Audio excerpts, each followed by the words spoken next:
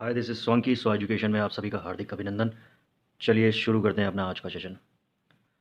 जैसा कि आप सभी को पता है हम लोग एक्सरसाइज 3.4 कंप्लीट कर चुके थे। हम लोगों ने वहाँ पे एलिमिनेशन मेथड तक सीख लिया था और अब आगे की बात होगी एक्सरसाइज 3.5 की, जिसमें हमें मेनली पढ़ना है क्रॉस मल्टीप्लिकेशन मेथड, यानी वज्र फैक्टर मेथड, या फिर हिंदी में कहें तो वज्र गुणनखंड विधि। एक्सरसाइज 3.5 मेनली बेस्ड है क्रॉस मल्टीप्लिकेशन के ऊपर। तो आइए कुछ बेसिक कॉन्सेप्ट्स क्लियर कर लेते हैं हम लोग। चलिए स्टार्ट करते हैं। देखिए, हम लोगों ने जो स्टैंडर्ड फॉर्म पढ़ा था लीनियर इक्वेशन का, वो पढ़ा था a1 x plus b1 y plus c1 is equal to 0। और अगर दूसरी लीनियर इक्वेशन जो कि पेयर है,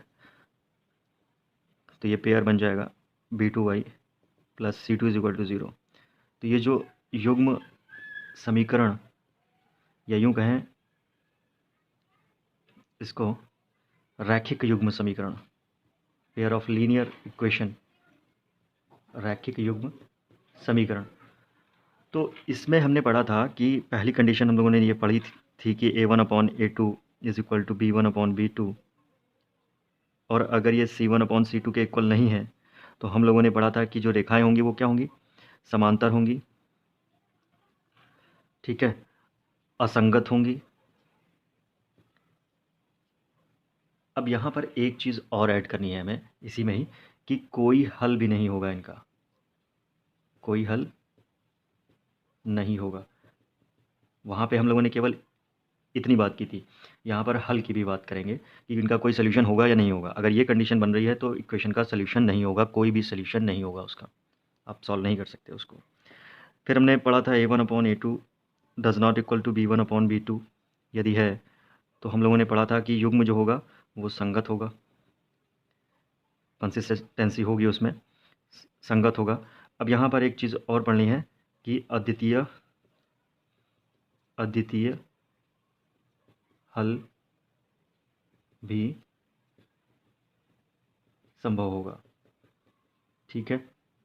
आप अलग अलग याद करने की आपको अलग अलग याद करने की ज़रूरत नहीं है, आप एक जगह इसको लिख लीजिए पूरा, ताकि ये सब एक जगह हो जाए।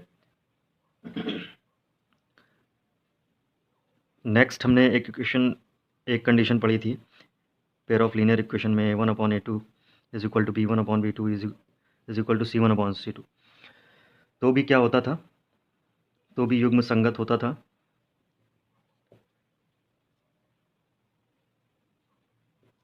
कोइंसिडेंट लाइन होती थी वो, संपाती रेखाएं। और यहाँ पे हमें ये भी याद करना है कि अनेक हल भी संभव होंगे, ठीक है। तो ये जो चीज़ें हैं ये हमें माइंड में रखनी है, क्योंकि आने वाली जो एक्सरसाइज है 3.5 उसमें यही सब चीज़ें यूज़ होंगी। वहाँ पर पूछा जाएगा, दो इक्वेशन दी होंगी कि बताइए कोई हल है इसका या नहीं है, तो हमें पता होना चाहिए कि अगर कोई हल नहीं होगा तो ये कंडीशन होनी चाहिए। अनेक हल या अद्वितीय हल, अपरिमित रूप से अनेक हल होंगे, तो ये वाली कंडीशन लग जाएगी कि ये तीनों बराबर होंगे। अद्वितीय हल है तो फिर ये वाली कंडीशन लग जाएगी। तो ये चीज़ें हमारे माइंड में बिल्कुल एज इट इज़ बैठी होनी चाहिए। अब बात करते हैं हम लोग वज्र फैक्टर मेथड की, यानी वज्र गुणनखंड विधि। ये क्या चीज़ है, तो आइए इसको भी समझ लेते हैं हम लोग।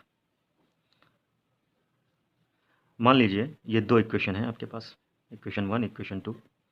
इनको आपको वज्र गुणनखंड विधि से सॉल्व करना है। उसके लिए क्या करिए, यहाँ पे एक वेरिएबल x दिया हुआ है, दूसरा वेरिएबल y दिया हुआ है। तो हम क्या करेंगे, पहला यहाँ लिख दीजिएगा। देखिए, वज्र गुणनखंड विधि से, अगर इसको आपको वज्र गुणनखंड विधि से सॉल्व करना हो तो क्या होगा, पहला वेरिएबल आप ऐसे रखें, इसको आप छुपा लें, तो आपके पास कितना बचेगा, b1 b2, यहाँ लिख दीजिए b1 b2, और ये क्या लिखा हुआ है c1 c2, यहाँ c1 c2 लिख लीजिए, इक्वल का साइन लगाइए, दूसरा वेरिएबल लिखिए, अब इसको छुपा लीजिए।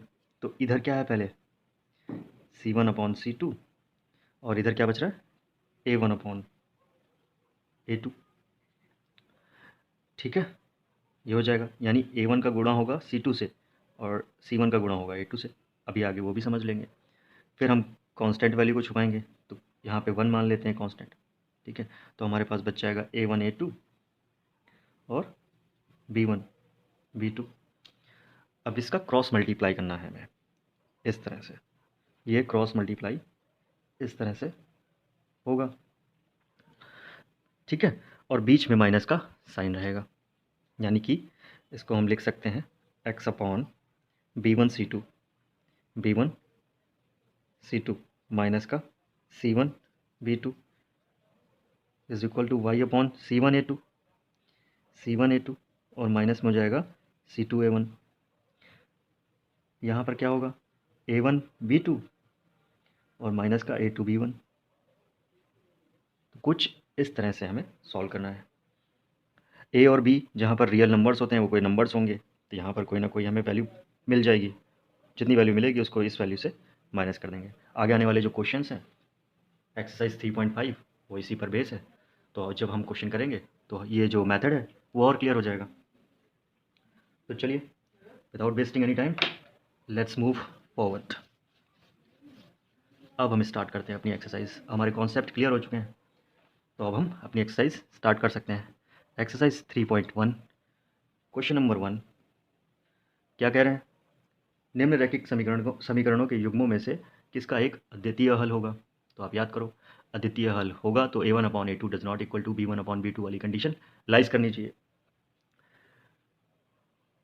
किसका कोई हल नहीं है या किसके अपरिमित रूप से अनेक हल हैं, अद्वितीय हल की स्थिति में उसे वज्र गुणनखंड विधि से सॉल्व करना है। तो इसकी जो पहली इक्वेशन है वो नोट कर लेते हैं, x minus 3y is equal to 0 और दूसरी इक्वेशन है 3x minus 9y minus 2 is equal to 0। ये इक्वेशन दी हुई है। तो सबसे पहले हम A1x B1y प्लस C1 से इसकी तुलना कर देंगे, इस इक्वेशन की और इस इक्वेशन की A2x plus B2y plus C2 is equal to 0 से तुलना कर देंगे। तो हम क्या करें, हम निकाल लें A1 upon A2 B1 upon B2 और C1 अपॉन C2, ये तीन चीज़ें हम निकाल लेते हैं। देखिए सबसे पहले लिखेंगे यहाँ पर समीकरण 1 व 2 की तुलना क्रमशः A1x plus B1y plus C1 is equal to 0 और A2x plus B2y plus C2 is equal to 0 से करने पर। ठीक है, ये लाइन आपको हर पार्ट में लिखनी है, कॉमन है। तो हम यहाँ पर A1 अपॉन A2 निकाल लो आप, 1 और 3 यानी कितना आ जाएगा 1/3। B1 अपॉन B2 निकाल लीजिए, कितना आ जाएगा माइनस का 3 बाई माइनस का 9, minus minus cancel 1 upon 3। C1 upon C2 निकाल लीजिए, C1 अपॉन C2 निकाल लीजिए, C1 अपॉन C2 निकालेंगे। अच्छा, इस इक्वेशन में एक चीज़ मिस हो गई है, वो क्या मिस हो गई, इक्वेशन थोड़ी सी गलत लिख दी है मैंने, यहाँ पे माइनस का 3 भी दिया हुआ है। ठीक है, माइनस का 3 भी दिया हुआ है। तो C1 अपॉन C2 निकालेंगे माइनस का 3 बाई माइनस का 2, माइनस माइनस कैंसिल यानी 3/2। आप देख सकते हो, आप देख सकते हो कि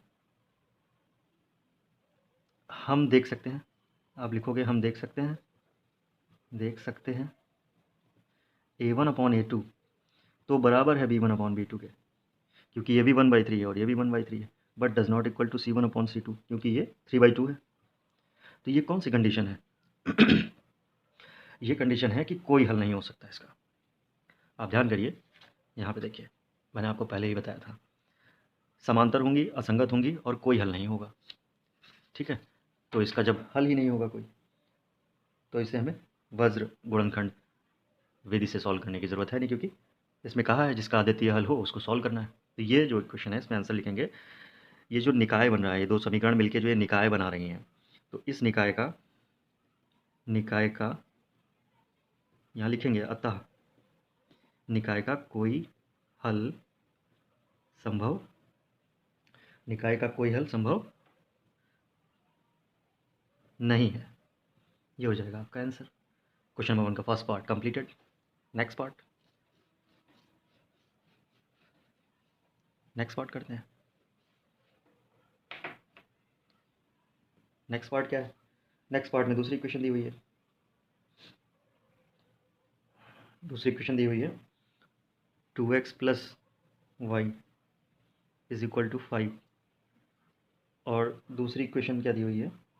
सेकेंड इक्वेशन दी है 3x plus 2y is equal to 8। देखिए सेम चीज़ इसमें भी करेंगे। इस इक्वेशन को हम लिख सकते हैं 2x plus y minus 5 is equal to 0, ये इक्वेशन फर्स्ट हो गई। इसको हम लिख सकते हैं 3x plus 2y minus 8 is equal to 0, इसको हम लिख सकते हैं सेकंड इक्वेशन। फिर इसकी तुलना करेंगे a1x, जैसे पहले वाले क्वेश्चन में किया था, क्वेश्चन के पार्ट में किया था, a1x plus b1y plus c1 और a2x plus b2y plus c2 is equal to 0 से तुलना करेंगे तो हमारे पास a1 अपॉन a2 कितना आ जाएगा? 2/3। ठीक इसी तरीके से b1 अपॉन b2 कितना आ जाएगा? 1/2। ठीक इसी तरीके से c1 अपॉन c2 कितना आ जाएगा? माइनस का 5 माइनस का 8, यानी कितना? 5/8। अच्छा, अब पहली ही कंडीशन देख लो कि a1 upon a2 does not equal to b1 upon b2 जब होता था तो क्या कंडीशन बनती थी? तो हमारी कंडीशन बनती थी कि अद्वितीय हल, अतः अद्वितीय हल संभव है। और क्वेश्चन में क्या कहा था कि अगर अद्वितीय हल संभव है तो वज्र गुणनखंड विधि से उसको सॉल्व करना है हमें। तो यहीं पर अब हम वज्र गुणनखंड विधि लगाएंगे। ठीक है, तो मैं इसको इतने को इरेज कर देता हूँ और डायरेक्ट यहाँ से क्रॉस मल्टीप्लिकेशन मेथड अप्लाई करता हूँ इस पर। देखिए यहाँ पर x छुपाएंगे, हम x लिखेंगे और x वेरिएबल को छुपाएंगे तो कितना आ जाएगा? 1। यहाँ पे कितना होगा? 1 होगा, तो 1 और 2 आ जाएगा, और माइनस का 5 माइनस का 8 आ जाएगा, इक्वल का साइन, दूसरा वेरिएबल। अब ये छुपाएंगे तो माइनस का 5 और माइनस का 8 आएगा। ठीक है, और इधर आ जाएगा 2 3। फिर कांस्टेंट छुपा लीजिए, 2 और 3 आ जाएगा और 1 और 2 आ जाएगा। अब यहाँ पे हमें क्रॉस मल्टीप्लाई करना है, इसका इससे, इसका इससे, इसका इससे। चलिए कर लेते हैं। ये माइनस का 8 आ जाएगा, ये माइनस का 8 आ जाएगा, और यहाँ माइनस होगा बीच में। ये पहले आप ऐसा करो, एक बार पूरा सॉल्व कर लेते हैं, चलो सही से। 1 into 8, 1 into minus 8 minus 5 into 2, इधर आ जाइए, minus 5 into 3 minus 2 into minus 8, यहाँ आ जाइए, 2 इंटू 2 माइनस 1 इंटू 3। अब इसको सॉल्व करते हैं।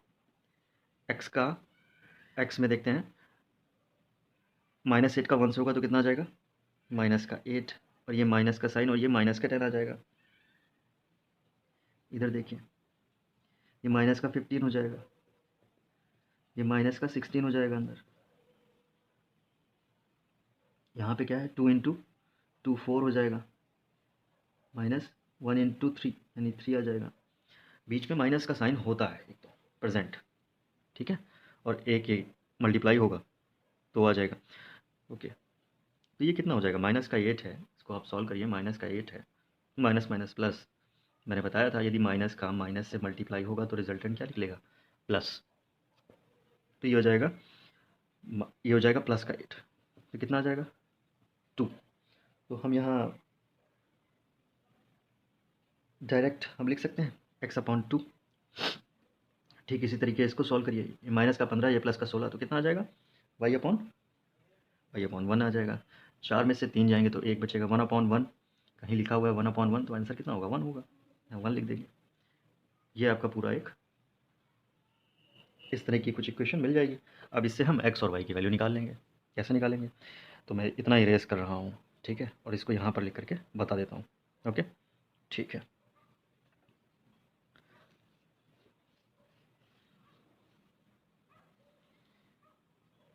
देखिए निकला है x/2 is equal to y/1 is equal to 1, ये निकला है। तो यहाँ से हम क्या करेंगे? एक बार x/2 को कर देंगे 1 के इक्वल, इसके इक्वल, तो x की वैल्यू कितनी आ जाएगी? x की वैल्यू कितनी आ जाएगी? x is equal to 1 into 2, इसका इससे मल्टीप्लाई हो जाएगा, तो x इज इक्वल टू आ जाएगा 2। एक तो ये आंसर हो जाएगा।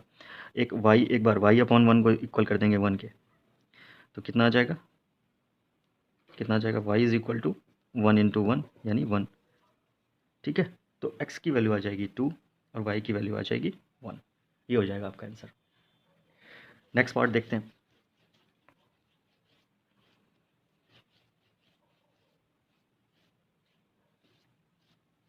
नेक्स्ट पार्ट क्वेश्चन नंबर 1 का थर्ड पार्ट। क्वेश्चन नंबर 1 का थर्ड पार्ट। थर्ड पार्ट में कुछ डिफरेंट इक्वेशन दी हुई है। इक्वेशन दी हुई है इस बार 3x minus 5y is equal to 20 और 6x minus 10y is equal to 40। ठीक है, तो इसको हम थोड़ा सा इसका सरलीकरण कर लेते हैं। 3x माइनस 5y, इस प्लस के 20 को इधर ले आएंगे तो माइनस का 20 हो जाएगा, इक्वेशन फर्स्ट हो जाएगी। ठीक इसी तरीके 6x minus 10y minus 40 is equal to 0। ठीक है, इज इक्वल टू 0, ये हो जाएगी एक इक्वेशन। ठीक है, सिमिलरली हम a1 upon a2 b1 upon b2 c1 upon c2 निकालेंगे। देखिए a1 अपॉन a2 निकालिए, कितना आ जाएगा 3/6 यानी 1/2। फिर हम b1 अपॉन b2 निकालते हैं तो कितना आ जाएगा माइनस का 5 माइनस का 10, कितना आ जाएगा 1/2। फिर हम निकालते हैं c1 अपॉन c2, वो कितना होगा माइनस का 20 बाई माइनस का 40, माइनस माइनस कैंसिल 1/2। हम देख सकते हैं a1 upon a2 is equal to है b1 upon b2 is equal to है c1 अपॉन c2। यानी जब तीनों बराबर होते थे तो क्या होता था कंडीशन, अनेक हल। अतः अनेक हल होंगे, और जब अनेक हल होंगे, ठीक है, तो संपाती भी होंगी रेखाएं, संगत भी होंगी। ठीक है, तो हमें इसका वज्र गुणनखंड विधि से नहीं निकालना है, हमें केवल अद्वितीय कंडीशन में बोला गया है निकालने के लिए, तो इसको हम यहीं तक निकालेंगे और लिख देंगे इस निकाय के असीमित हल हो सकते हैं। ठीक है, क्वेश्चन नंबर 1 का third part complete. Question number 1 का fourth part, x minus 3y minus 7 is equal to 0, 3x minus 3y minus 15 is equal to 0। अब इसमें निकालते हैं,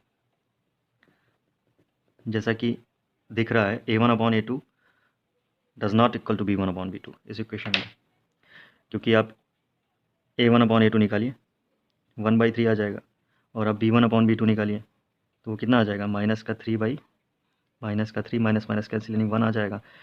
तो यहाँ पर हम देख सकते हैं a1 upon a2 does not equal to b1 upon b2 वाली कंडीशन है, तो इसके अद्वितीय हल संभव होगा। अद्वितीय हल, अतः अद्वितीय हल संभव है।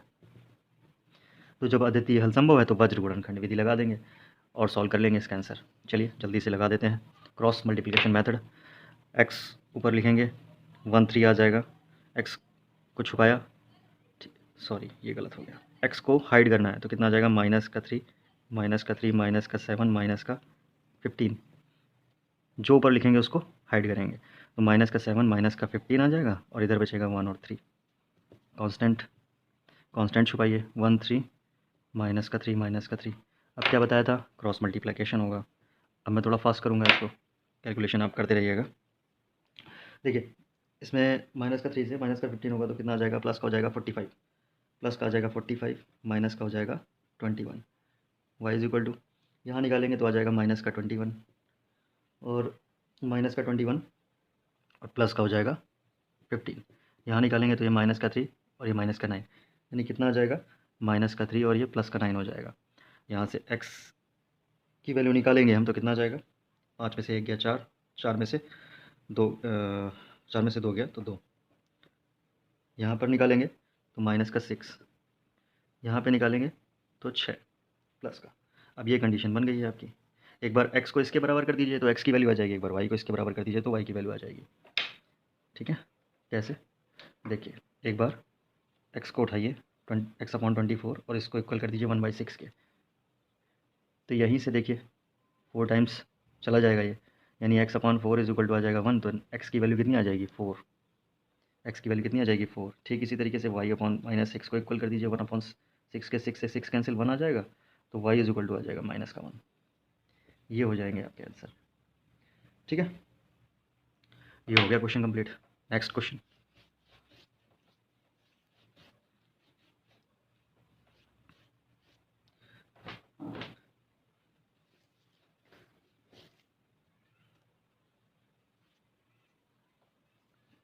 नेक्स्ट क्वेश्चन देख लेते हैं।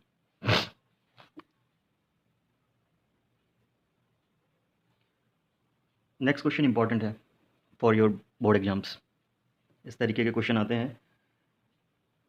देखिए 2 का पहले फर्स्ट पार्ट देखते हैं। इसमें कहा जा रहा है ए और बी के किन मानों के लिए, ए और बी के किन मानों के लिए रैखिक समीकरणों के युग्म के अपरिमित रूप से अनेक हल होंगे। और जब अनेक हल होते हैं तो a1/a2 equal to b1/b2 equal to c1/c2 होता है। तीनों ही बराबर होते हैं। तो इक्वेशन जो दी हुई है वो नोट करते हैं। इक्वेशन दी हुई है पहली 2x plus 3y is equal to 7, और दूसरी दी हुई है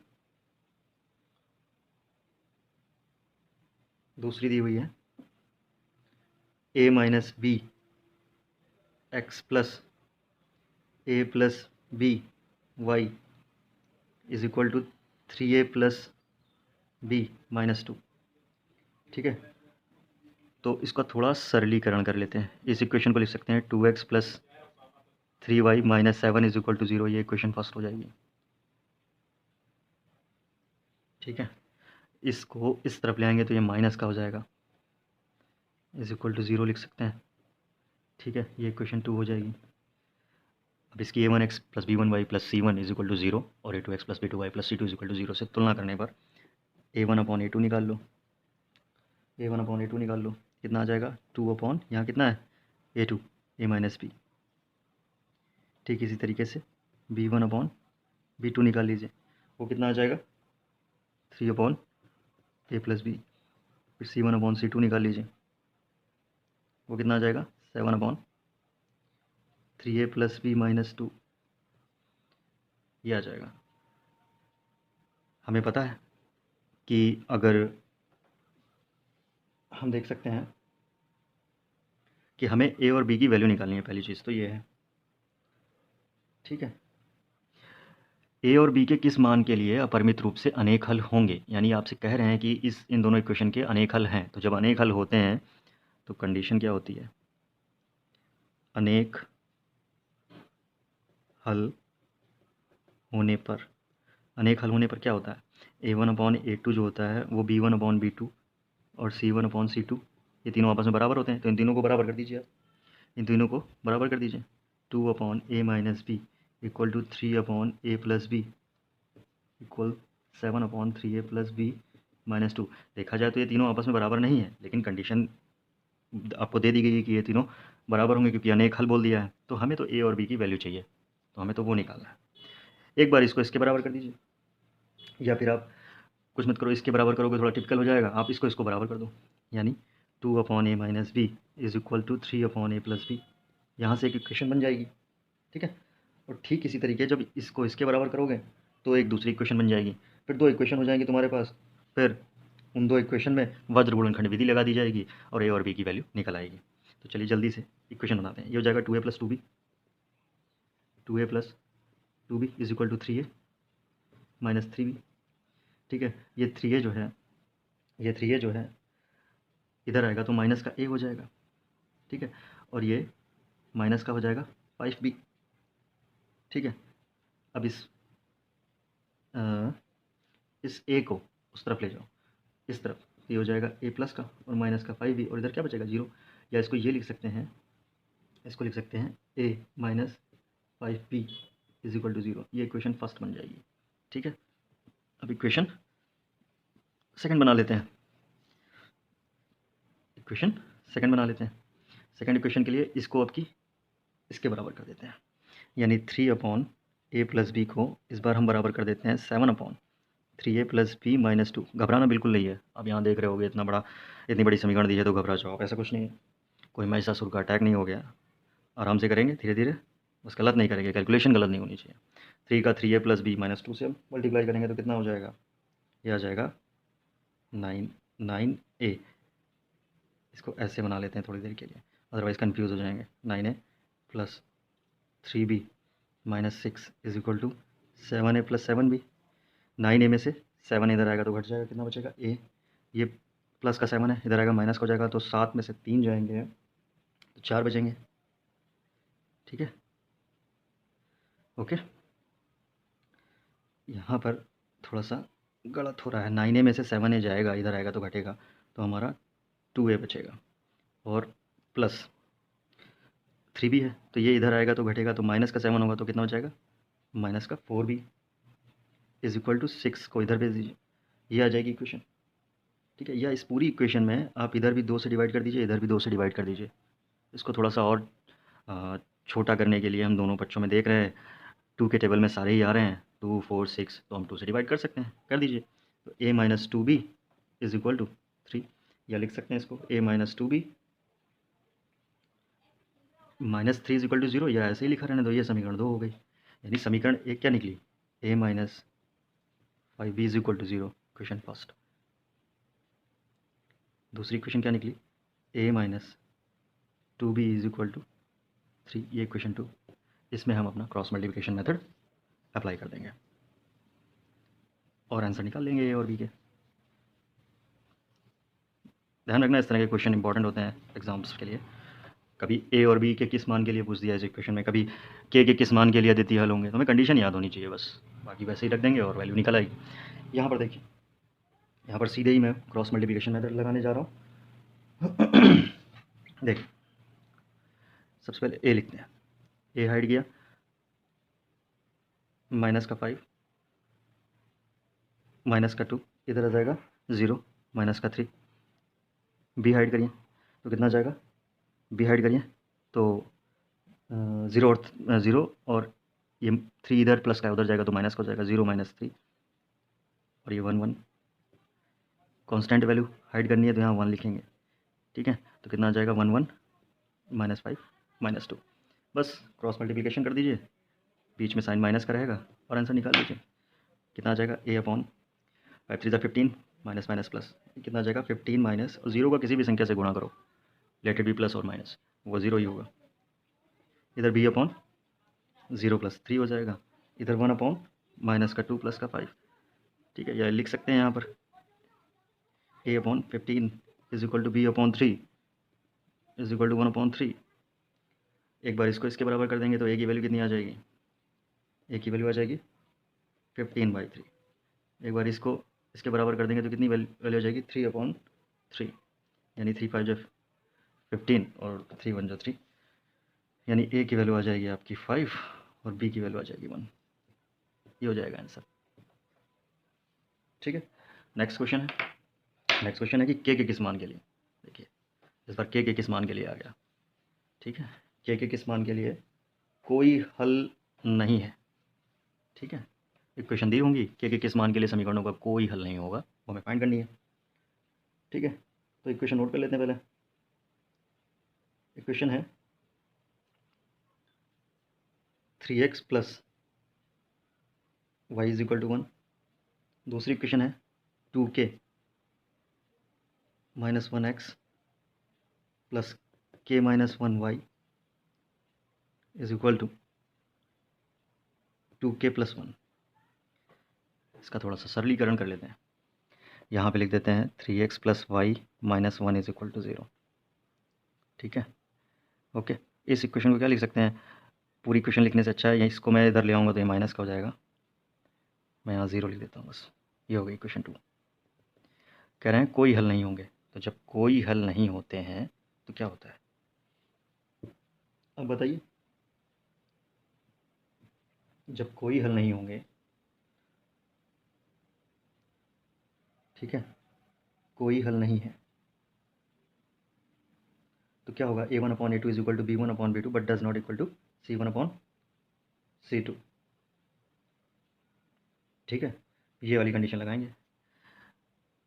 क्वेश्चन में कह रहे हैं कि कोई हल नहीं है, कोई हल नहीं की स्थिति स्थिति स्थिति में क्या होगा, a1 अपॉन a2 बराबर होगा b1 अपॉन b2 के but does not equal to C1/C2।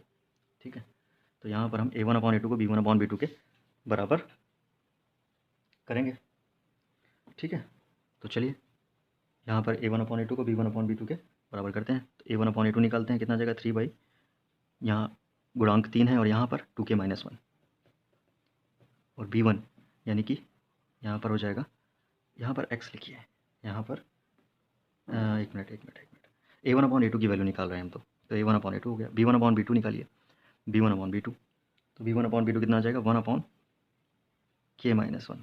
देखिए B1 कितना है, यहाँ पर 1 मान लेते हैं तो 1 होगा, और यहाँ पर B1/B2 तो B2 कितना है k-1।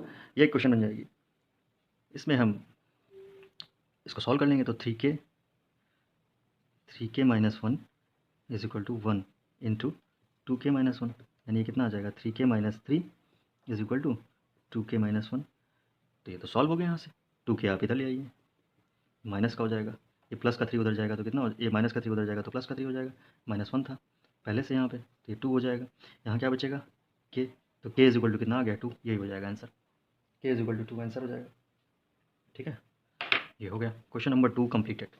याद रखिएगा ये क्वेश्चन इंपॉर्टेंट है, मैं अगेन एंड अगेन इस बात पर जोर दे रहा हूँ कि ये क्वेश्चन इंपॉर्टेंट है।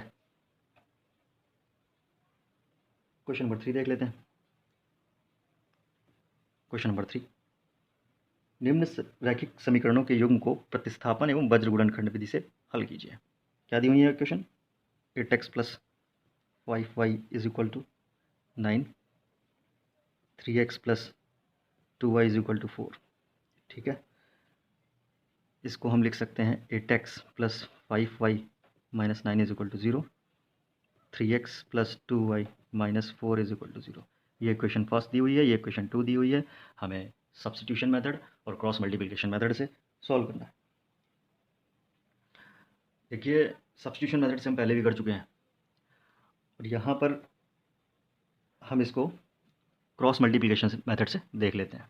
ठीक है, बाकी सब्स्टिट्यूशन मेथड में आप यहाँ से y की वैल्यू निकालिएगा और इस समीकरण में रख दीजिएगा, फिर जो वैल्यू प्राप्त हो वो उसको उसमें रख दीजिएगा, इक्वेशन जो आप यहाँ से निकलेगी y इज इक्वल टू।